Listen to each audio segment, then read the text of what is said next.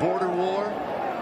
Fans called it Moonshine Throwdown. I think that's the best rivalry name, an unofficial name, but the best rivalry name I've come across. Yeah, unofficial that should become official soon enough. Embrace it. Grant Wells in the gun, takes the snap, takes the handoff, he takes off left, and he is all by his lonesome. Nobody within 10 yards, and Wells waltzes in for the touchdown. Marshall 16, Appalachian State 7. Grant Wells 12 yards for the score. Next play, I love it, Brew. Liberty versus Western Kentucky. Terrell Pigram throws it up to Craig Bird Jr., who catches it over the defender for the touchdown. Woo! That's the way to get up there, boy. Welcome back to the Moonshine Throwdown podcast. I got Steven with me, and we're going to relive, unfortunately, a pretty tough loss by Western Kentucky at the hands of Liberty, dropping the Toppers to 0-2 on the season. I don't think really anybody saw that one coming. Louisville maybe, but Liberty definitely thought it was going to be a win. Home opener. Tops looked really good, at least uniform-wise. Looked really good on TV. But not so much in the execution column, Steve. I know you got some thoughts. I know you got some kind of got you feeling some kind of way. None of us suspected 0-2 out of the gate, even in a weird, wild scenario where schedules have been changing and whatnot, but still. So before we get into anything, I know we didn't get the opportunity to wrap up the Louisville game. We really didn't even get the opportunity to preview the Liberty game. So scheduling has just been hell for us. So before we get into stats or anything else, give me your thoughts about, what you were feeling going into this game since we didn't get to preview it. Yeah, I mean, coming in, coming off the Louisville game, I think kind of came out of it, saw kind of what I would have expected. Quarterback that was new to a system, new to players around him, really consistent for the most part in that game. But we saw some bright spots. Piggy can make some throws. He can use his legs and extend some plays. But coming out of that game, there was still a lot of question marks about if he was the guy. And obviously you wanted to see a step forward be taken in this game as far as consistency and execution. And I think in some parts we did. I mean, there was some consistency at points. But I think I came away from the game with more questions still out there than answers. So that's kind of how I'm feeling at the moment. Look, I think on my end, more of the questions are coming out from the defensive side of the ball because we just thought this was going to be a different level defense than we've seen in a couple of years. And they were good last year, and we thought it was going to be even better this year. And just to be blunt about it, they've gotten torched in the past 2 weeks, and they've gotten torched in different ways. In week 1, Louisville tore them up through the air, and this week, Liberty ran it all over them. And that's really unsettling to me because there's just so many playmakers up and down on this defense. I'm befuddled. My mind is literally boggled. I don't know what's going on. And I know you got to be feeling the same kind of way because, it's well documented that the quality of player that Western Kentucky boasts on defense. So, what the heck is going on? What are you seeing that isn't jiving right now? Yeah, I think defensively, I expected us to be further ahead than where we are right now. The Louisville game, not totally surprised by how that one played out. They have a lot of good athletes, a lot of speed in several different positions, which just creates mismatch problems for us. Their quarterback being a mobile quarterback, just historically, we just seem to always struggle with those guys. And then turning that around to the Liberty game, again, a mobile quarterback, somebody who could move the pocket, extend plays, and that guy just was thrashing us just all game. And really never going to be one to sit here and point fingers and name names, but I think it's clearly obvious from where I was sitting at the game that several times on the big plays, big runs, we just had defenders out of position. I just saw defensive backs, linebackers that were just taking bad angles to plays to make a run, whether they were just, being aggressive and playing more downhill than they should have been, not realizing how fast this guy was, actually on the turf. But there were guys out of position, and I know when they go back and they watch the game tape of Liberty that it's going to be clearly obvious, what happened. And it is a little concerning because, like you said, 2 games have been torched different ways. But I think the defensive side of the ball can clean that up. I think we saw that last year, struggled against UCA, and then really cleaned it up at the end of the year. So I think all the pieces are there. I just think they've been exploited by a couple good offenses. Got to give Liberty some credit. They were a good ball team. They were clicking. That quarterback that transferred from Auburn was pretty electric, and they have a good coach in Hugh Freeze. So, I don't know how many games they'll win this year or who they're even playing beyond us, but I think they're a pretty decent ball club with the setup and playmakers they have, and I'm sure Hugh Freeze will keep them clicking and going in the right direction. Yeah, he's, well known for fielding good offenses, but still, I guess you can chalk this one up a little bit to underestimation on our part. I didn't really know that Liberty had as dynamic of a quarterback as they had, and that always makes a huge difference. So ultimately it doesn't matter. Do you want to be 0-2? No, but does it matter for the overall season goals? Not really, because you can still, win the conference. You can still go on a hell of a run and rip off, I don't know how many games Western's going to end up with at the end of the season, but the best time to start winning is right now, and you get a bye week to kind of fix things and get the film dissected and see what needs fixed before you head into Middle Tennessee, and Middle Tennessee is really struggling. So somebody's got. You hate to use the analogy that somebody's got to win that game, because I think clearly Western Kentucky is better than Middle Tennessee. But you still got to go in and win the game.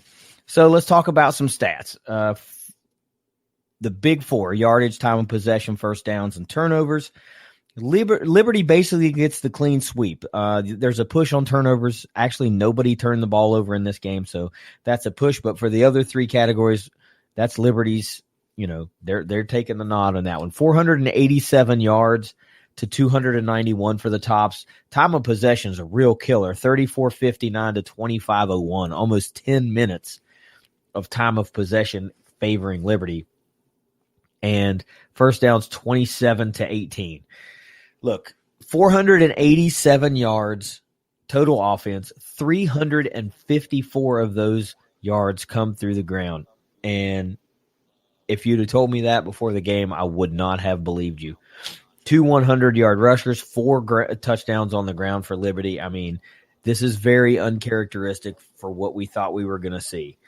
The bright spot, Western Kentucky actually outscored Liberty 24-20 in the final 3 quarters. The Tops just got off to a terribly slow start, gave up 10 points in the first quarter, and that ultimately was the difference. But if you can take some positivity away after the slow start, they settled in and actually ended up outscoring Liberty. So the question I extended to you, I was going to ask you, but you kind of answered this already. We've seen the defense do what the defense is doing. We've seen the offense do what the offense is doing. What do you think needs fixed first and most to get the ship righted fastest? Yeah, I think coming into conference play, it'll be, I think, a little bit more back to the normal on the defensive side of the ball, what we expect. Because I think, the defense should be more aligned to who they're matching up with, versus, you can't, train guys to be faster for Louisville. And I don't think there's any way they expected, the Willis kid for Liberty just to be as, great as he was with his feet. So I think once we get into conference play, I think the defense will be fine. Will fine-tune themselves back in. I'm more concerned with the offense at the moment. Like you said, we started off in a 10-0 hole. I mean, our first two possessions against Liberty, I mean, we were 3 and out, and we barely possessed the ball for 1 minute on both of those possessions. I mean, through the first quarter, I'm pretty sure we were negative total yards, just off the top of my head. I mean, didn't have our first down till the second quarter, I'm pretty sure.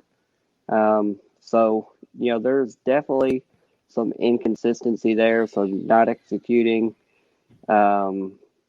whether it's timing, whether it's accuracy, whether it's just, a new piece added to the puzzle, whatever that is, something on that side of the ball has to get cleaned up. And whether it's more reps, more familiarity, I'm more concerned about offensively. I mean, 250 yards total offense isn't going to win very many ball games. And that's putting a lot of pressure on your defense to, basically shut someone out to win a ball game. So definitely offense is more concerning to me. I think our defense is going to be fine, and I think our offense can be fine. We've seen flashes of it, but 2-game sample now. It's time to kind of figure that out and get moving. Yeah, let's transition right into the offense, because I think I agree with you. Defense can be cleaned up. We all know that the players are there. We know that there's fabulous coaches along the sideline that will get that taken care of. But, we'll talk about defense in a minute. Offensively, look, 248 yards of total offense against Louisville, 291 yards against Liberty. I mean, that's somewhere around a 270-yard average. It's really not going to cut it. Even in the Conference USA, it's not going to cut it. You talked about hoping to see Piggy make a little bit of a leap in week 2, a little bit of, more consistency, see him get a little bit better. And I think he did play a little bit better. First game out of the gate against Louisville, it's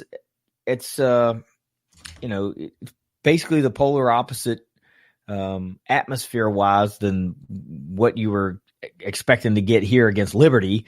And it was a big game. I mean, I'm sure there was a little bit of added pressure there. It was his first game. It was against Louisville, a team that that Western hadn't beaten since I don't know when, the mid-'70s, I think I heard. So, the added pressure to get that done, I'm sure weighed heavily on him a little bit extra. But this week, he did play better. 18 of 25. That's a fairly solid completion percentage, 193 yards, 3 touchdowns, no picks. I mean,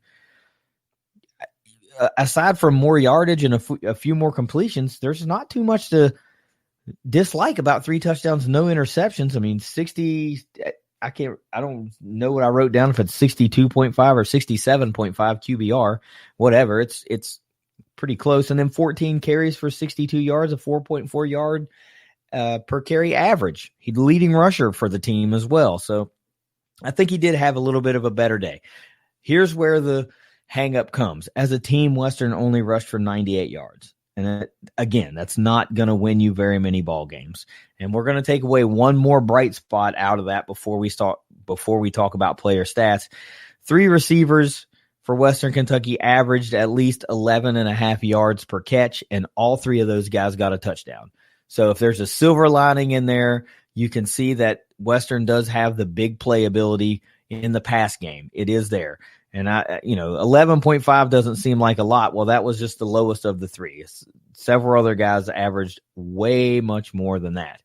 So talk to me about this offense before I talk about, the leaders on the day.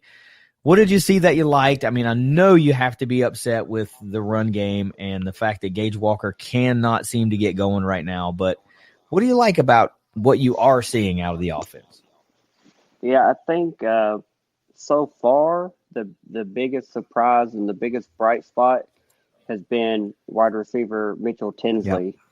I mean, he's had a touchdown against Louisville, and he had a touchdown against Liberty. He just seems like a really solid, really reliable guy with good hands. I mean, I've not seen him drop a ball. Kind of a surprise, going through the position groups. I don't vaguely remember mentioning his name if we did. Craig Burt Jr., of course, was expected to be a playmaker on the outside, 6'3", 6'4". I think he's listed. Had that Moss catch against Liberty. I think if he gets the opportunity, he's going to be a heck of a playmaker. And then we saw another guy, tight end Dalvin Smith, who's actually a local kid. He's from Glasgow, not far up the road, with a couple of big catches against Liberty, including an impressive touchdown. All I heard about him coming in when he signed with us was that he was an amazing athlete. So I like that he's seeing the field and already being productive. So it's definitely nice to see something out of those guys. And then Jakor and Josh Simon and those guys still getting touches and still producing. But some of those new names and new faces, you'd like to have more weapons and be able to spread the ball around. So those are definitely bright spots. Yeah, it's nice that some guys are jumping off the page that we didn't really talk about. And Mitchell Tinsley is one of those guys. We absolutely did not cover him during the wide receiver position group breakdown. So 2 for 2 in touchdowns and games. So, hey, I mean, out of nowhere to be, a real threat and a real weapon, because you got to think guys like Craig Burt are going to keep making plays. Jakor Pearson is Jakor Pearson. Eventually, he's just going to break loose and start having the season that we all expect that he will have. But let's talk about stats. Piggy T, I told you 18 and 25, 193, 3 touches, no interceptions, 62 yards rushing. Leading rusher for the Tops. Gage Walker, 11 carries, 34 yards.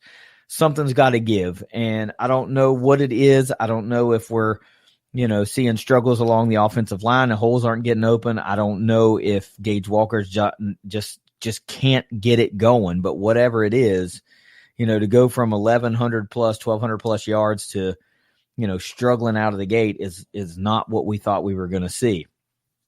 Mitchell Tinsley, leading receiver, 6 catches, 69 yards, and 1 touchdown. Really nice effort by Tinsley. Nice. Craig Burt Jr., 2 catches, 45 yards, 1 TD. You mentioned it, made it on the Most segment. So anytime you can get some pub from, arguably the greatest wide receiver of all time, I know you're a Niners fan, so you're going to say that that's probably Jerry Rice, and that's okay. And Dalvin Smith, the freshman from Glasgow, Kentucky. Anytime local kids make a splash, we love that. We're seeing that a lot right now with Marshall on the other side of this rivalry. Anytime we can see local kids that are in and around the Bowling Green area come in and play for Western Kentucky and make an impact, we love to see it. 2 catches, 26 yards, and a touchdown. I don't know what to say. What do you think is the problem with the run game right now? If you had to put your finger on something, what do you think it is? I'm not saying place blame. I'm just saying, why do you think it's not working?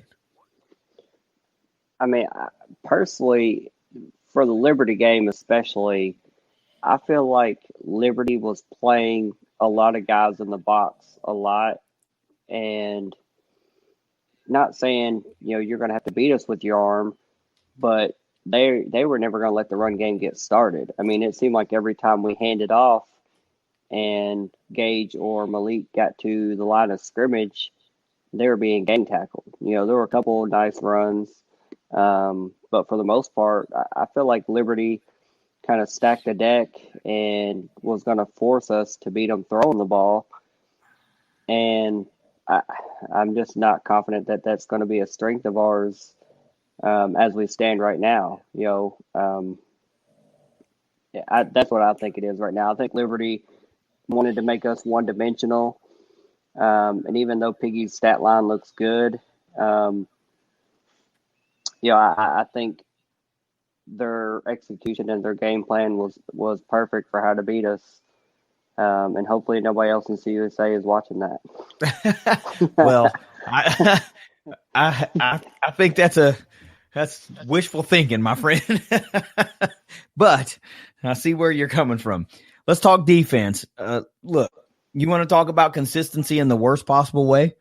Well, for the past 2 weeks, Western Kentucky has given up exactly 487 yards. I mean, as wild as that sounds, I just looked it up. 487 yards to Louisville, 343 of those through the air, 487 yards to Liberty, 354 on the ground. Pick your poison.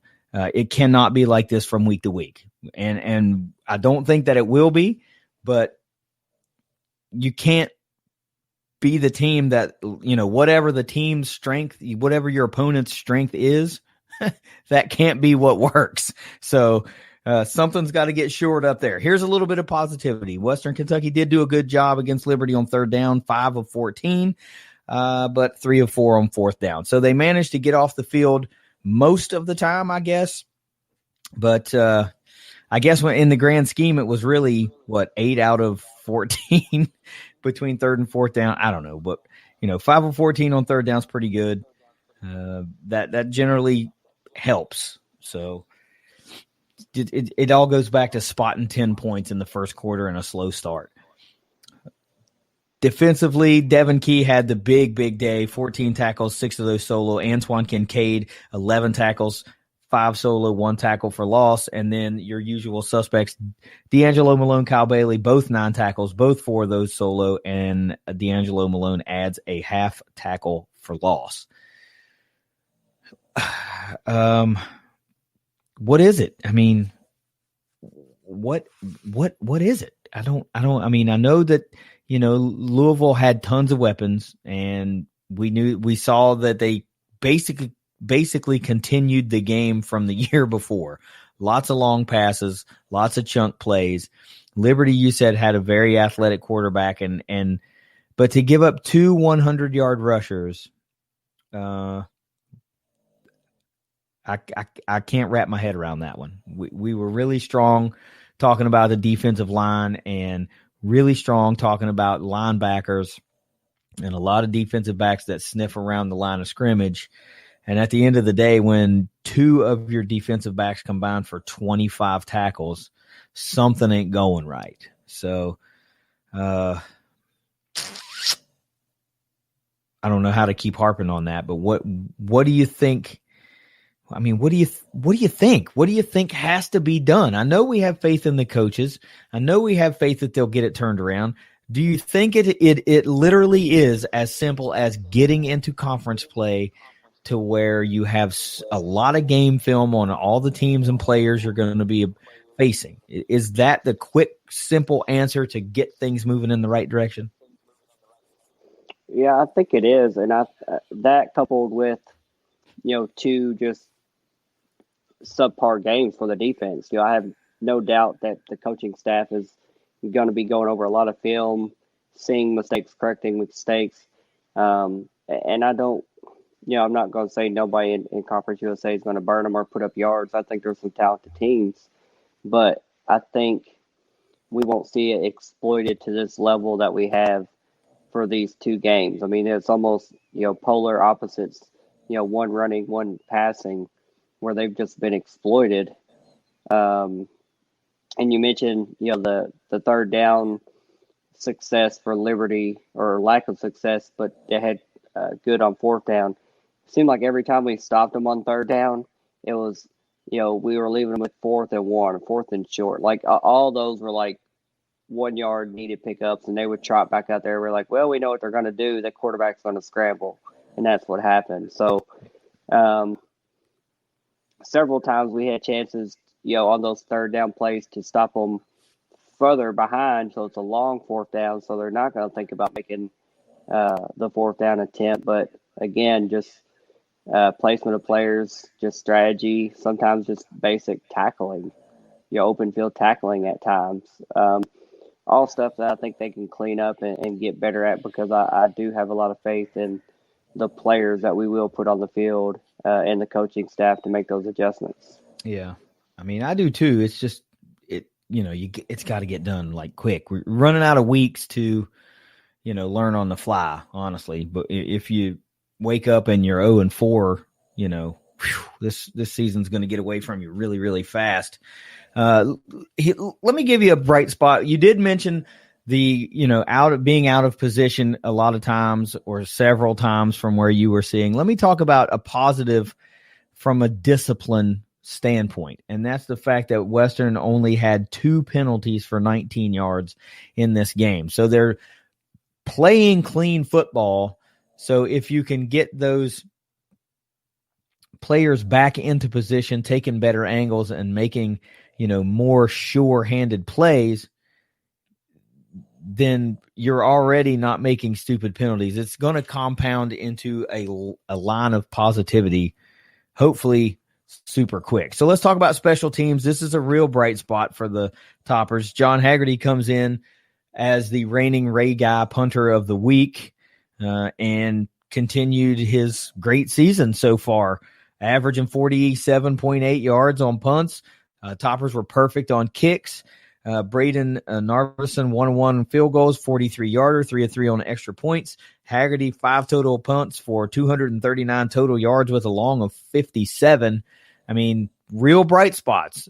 And you mentioned to me throughout the course of the past week, I asked you, well, where's Corey Munson? And you said that Narveson was, I think, going to be kicking extra points and Munson was going to do field goals, but we didn't see Corey on the field. So is this Narveson's job now? Is something going on with Munson? Is he dinged up or, is there something else going on?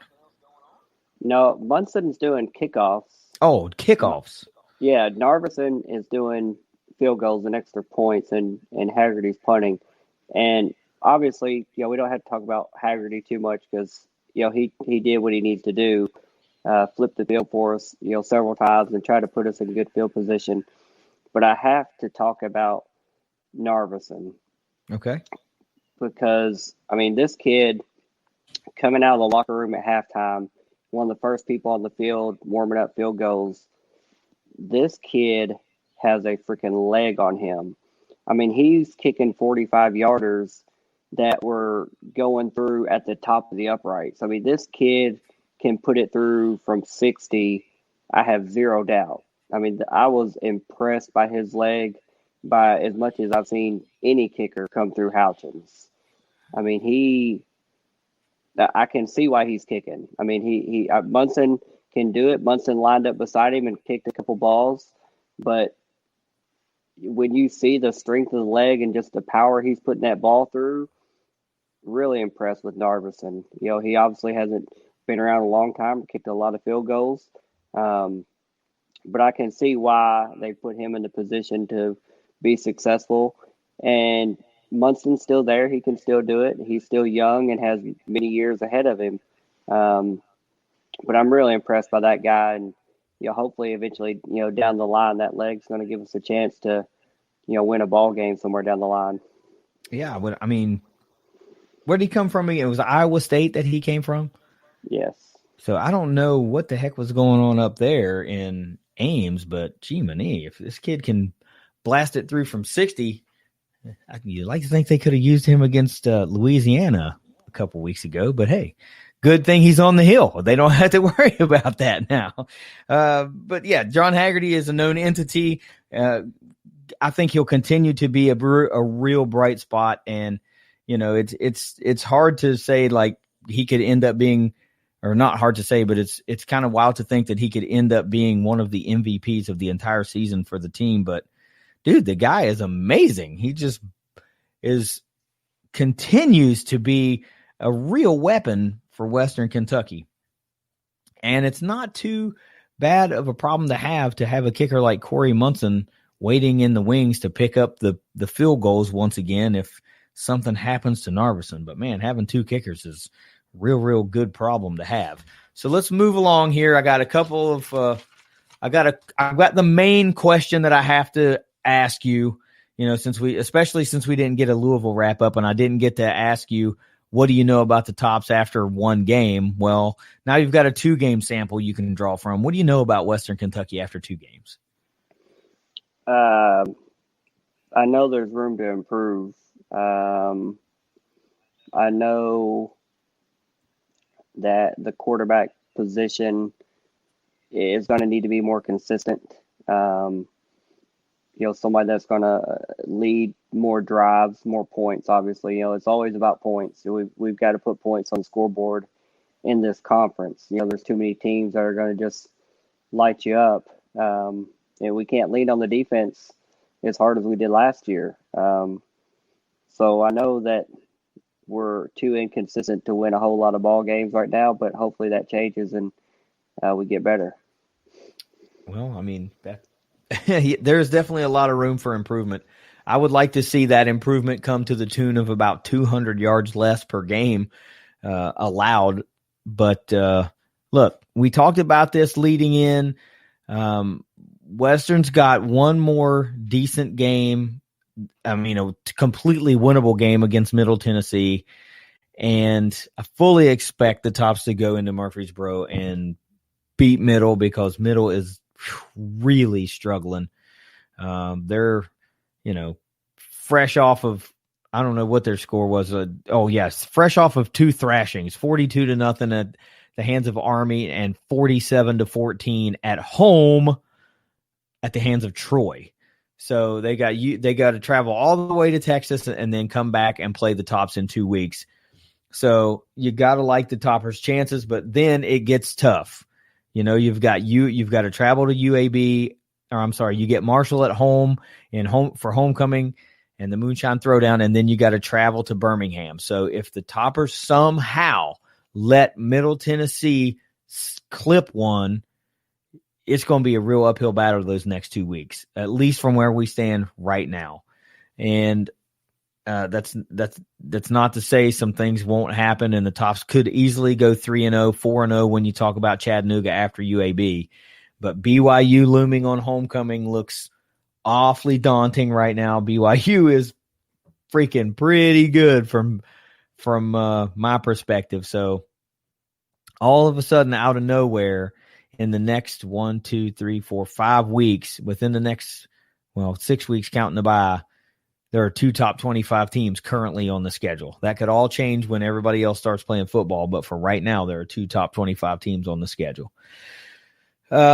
Grades, what do you got for Piggy T after this Liberty effort? Yeah, I mean, I give him a C. Like his stat line looks really good. But there were just several times where he was indecisive, got outside the pocket. A couple bad snap exchanges that were not the center's fault. They were catchable balls and were dropped. Led to some loss of yardage. So, for someone who came in as a known runner, but stated, I want to prove that I can be a pocket passer, show us. I mean, I've not seen it yet, and I'm not confident that that's who he is. Even if that's who he wants to be, it almost feels like we need to utilize him more like Liberty did Willis, or Louisville did Mikhail Cunningham. Just use those legs and run him until they fall off. But you don't want to get a guy hurt, but I'll give him a C. It was better for sure than Louisville, but it didn't win a ball game. We're going to lead into this in a little bit after these grades, but just from a knee-jerk reaction, is the room getting a little hot right now? Do you think? I mean, if we go to Middle Tennessee and lose, it will get really warm in the quarterback room. I can guarantee that. Yeah. Okay. Fair enough. Well, I don't want to put the cart before the horse. I'm not trying to stir any pot. I just wanted to know, where you were with that. Offensively, as a whole, I mean, we talked about it. Toppers only rack up 291 yards, keep the ball minus 10 minutes over their opponent. But they did manage to have chunk touchdown passes, and that's something you definitely like to see. So what do you got for the offense? Yeah, I mean, I'm still going to give them a D. I mean, If we completely eliminated the first quarter, it might be a C. There were a couple of drives, with the back-to-back drives when we ended up tying it up at 17. I really, I kind of got the hopes up. Said, okay, we're clicking now. We're starting to roll, momentum going our way. And then we just, immediately shot ourselves in the foot, got behind the chains, gave them the ball back. They went down, scored. So, too inconsistent. You kind of, at some point, you kind of have to keep the foot on the gas and just go score points. I mean, there's plenty of guys out there that can make plays and gain yards. But we would just shoot ourselves in the foot, but get behind the chains. And I think it played right into Liberty's hands. So a D for the offense. Yeah. 487 yards allowed for the second consecutive week, torched for 350 plus on the ground. Defensively, we're not seeing what we wanted to see. Only one quarterback sack for Western Kentucky this week. This was a real strength that we were really thinking we would see a lot of week in and week out. And, we're not seeing it right now. So what do you got for the Tops defensively? Well, I mean, not seeing it, I don't know. We pressured Louisville a lot. I mean, there was a lot of disruption there with the pass rush, but Liberty wasn't. They weren't really one to set back, drop back, and try to throw it down the field. They were pretty committed to running and scrambling. But defensively, like you said, they give up. If you give up yards and you give up points, you're not doing what your objective is to do. So. I'm just going to give them a D. I'm not going to go all the way to F. I'm not going to badger them that bad, but it's it's a D minus probably, because that's less than ideal when 2 back-to-back 500-yard games basically. Yeah, I mean, going back and looking at those Louisville stats, 1 sack apiece in each of the games, but during that Louisville game, all game long, there were 10 tackles for loss by this Western Kentucky defense. So started out the season really good in that category. We getting after the quarterback a little bit, and then that drops all the way down to 4 against Liberty. So something's got to get ironed out, and again, we have faith that it will, but we need to see it sooner rather than later. Special teams, we talked about everything already and how good it was. So what do you got for special teams this week? Yeah, I mean, I'll give those guys an A. I mean, they did what they need to do. Haggerty, strong leg, flipped it a couple times when we needed that.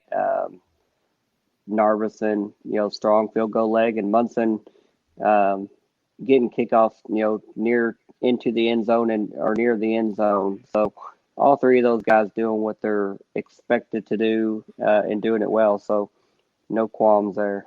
Yeah, no qualms there. Moving right along. Coaching effort this week against against Liberty. Offensive, defensive game plan, the whole 9. What do you got for the coaching staff? Yeah, I mean, I've got to go a D. If I gave the offense an A or the offense a D and the defense a D, just really think, I guess, that we may have underestimated Liberty. I don't know how much film we had on them, especially with the quarterback that played. I believe it was his first career start. I don't know anything about his tenure at Auburn, if he ever played, but we knew he was mobile coming in.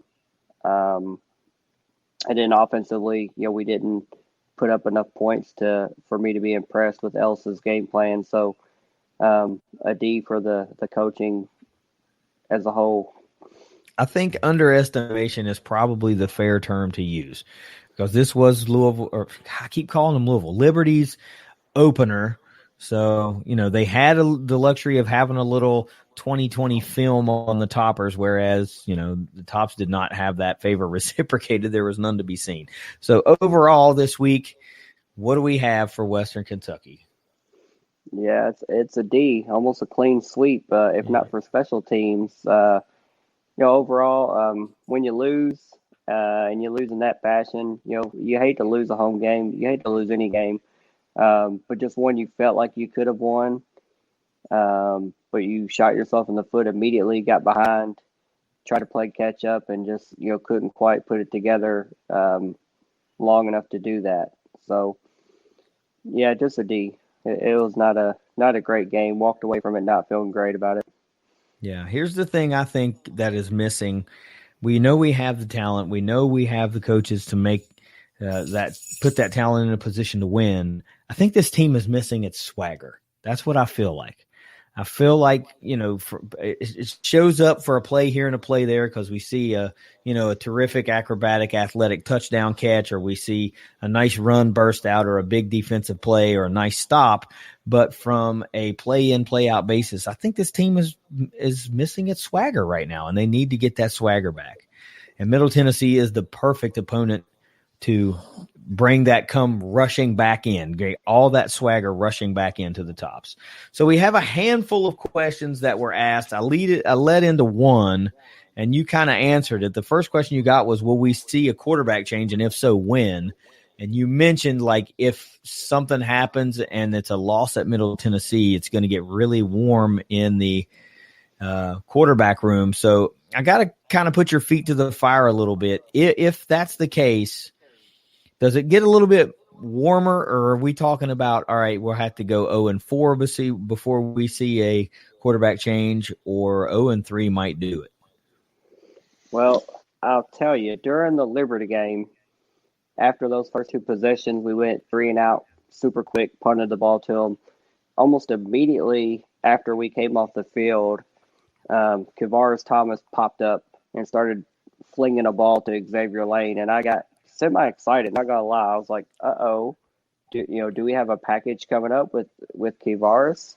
But then Piggy T trotted back out there for possession number 3. So my hopes were just Kavaris wanting to warm up and all the other quarterbacks were chilling. But to answer the question, I think right now there is a lot of social media chatter, and I'm sure that spills over into real world in the athletics departments, AD, and just people talking that a little underwhelmed with the play of Piggy T.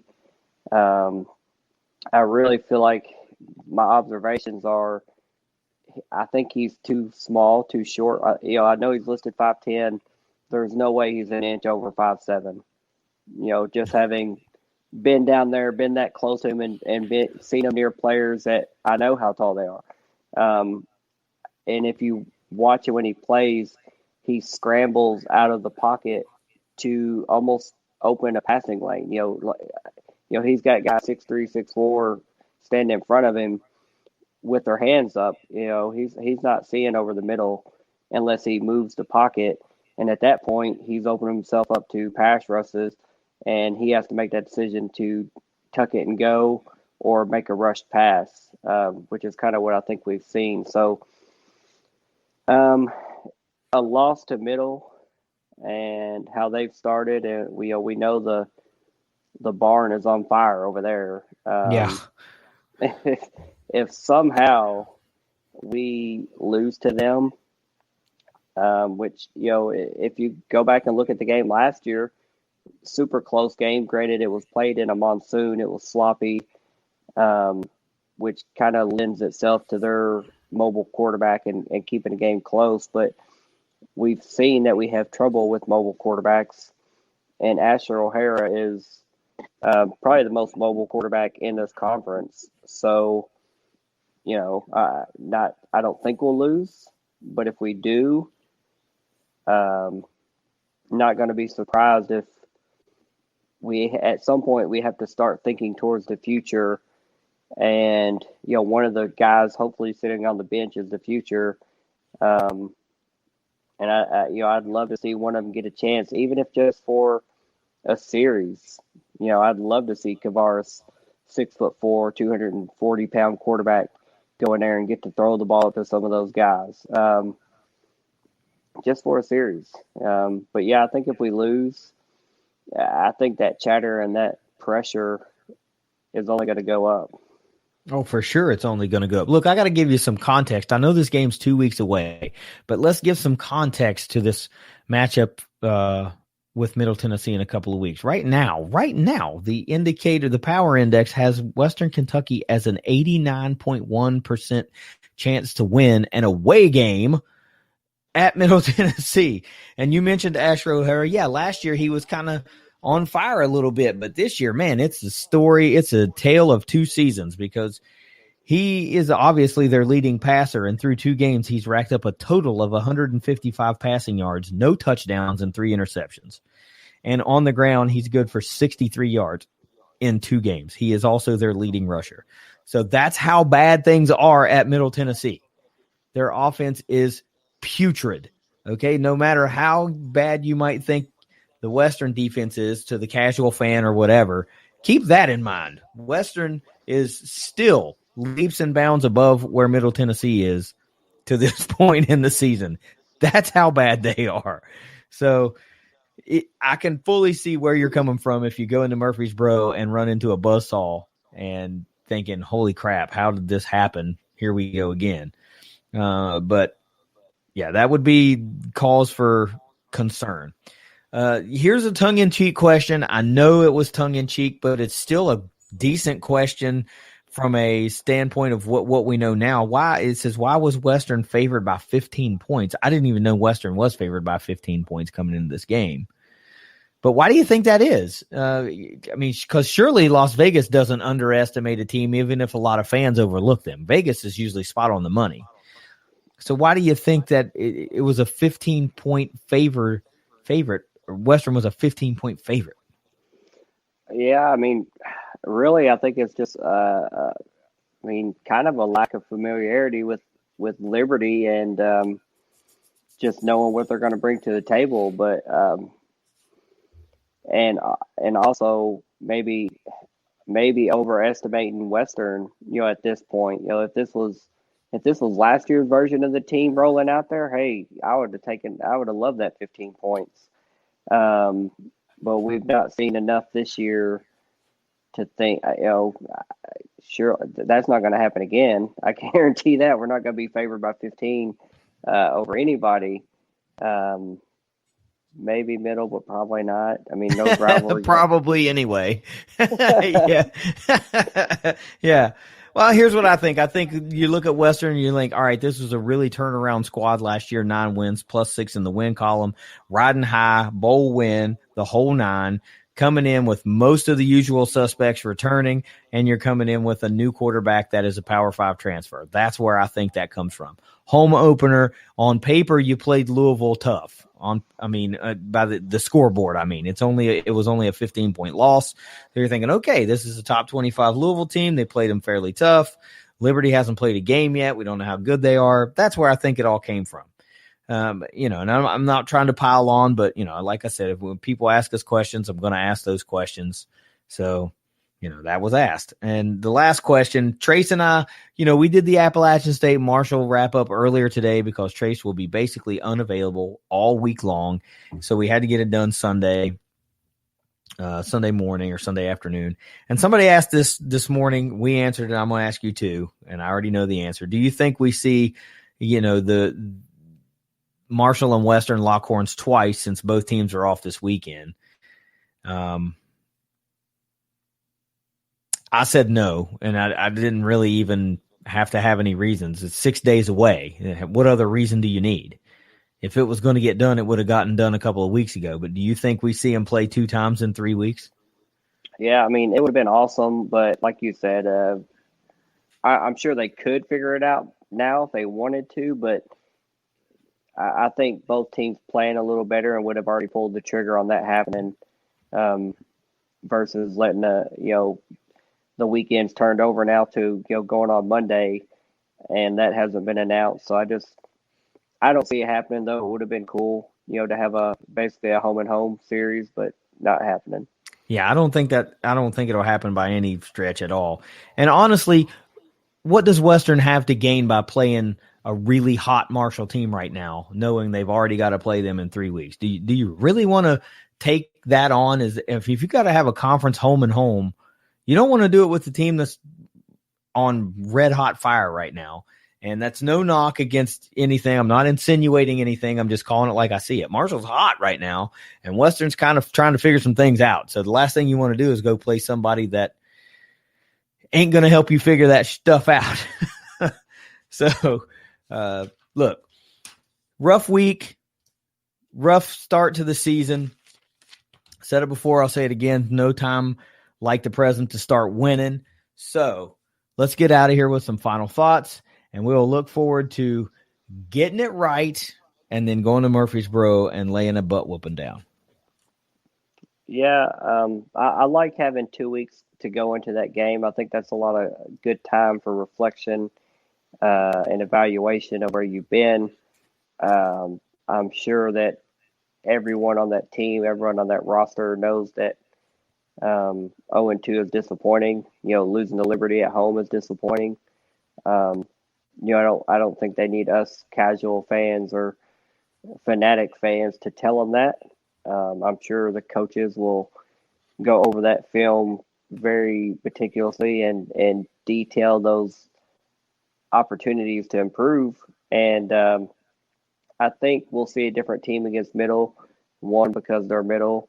2, because I think we'll start to steer the nose of the ship the right way where it needs to go and see markedly improved play. Yeah, I'm with you. There's nowhere to go but up, really, because you're 0-2. So, there's nowhere to go but up. There's just too much talent for this trend to continue. The defense will not continue to get gashed to this level.